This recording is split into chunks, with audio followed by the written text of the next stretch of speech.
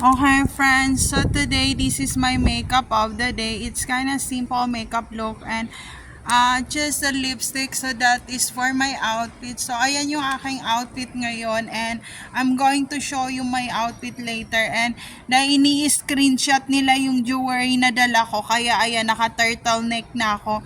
At saka at the same time cold weather naman kasi umuulan, kaya sinabay ko na rin yung outfitan para hindi nila makita kung ano yung jewelry na dala ko. So ayan yung aking outfit and naka high shoes ako ngayon, knee high shoes, ganyan. Tapos ayan yung aking outfitan kasi baka makita na naman kasi ni-screenshot nila so ayun, hindi ko na mababawi yun and sobrang nainis talaga ako. Inis talaga ako sa ganyang pangyayari and wala na ako magagawa. Sobrang inis talaga ako.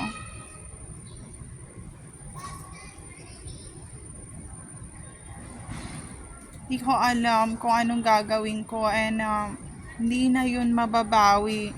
Hindi na yun makikita pa. Hindi ganun kadali.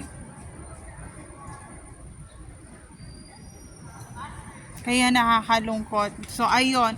And meron pala akong ginawa. Inedit ko pala yung mga nakita ko na dalawang street kids from Bagong Silang and inedit ko yung kanilang little bit of seconds of clips of rap music with their own tone, auto tone and also lyrics na galing talaga sa kanila. So shout out doon kay Boy na ayoko sa camera kasi nahihiya ako and meron siyang banat sa rap. Maganda yung kanilang clips and also meron na silang mga auto-tone and also sariling liriko or lyrics.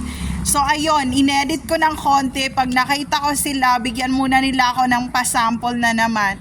So yun, may auto-tone, hindi naman siguro ako doon maka-copyright record kasi sarili naman nila yung lyrics at auto-tone na ginamit. So ayun lang, umuulan na. So palis na ako and ipapakita ko yung outfit ko kasi umuulan na. So ayan, later. See you later friends. There's no safe place to all targeted individual out there. Take care always everyone.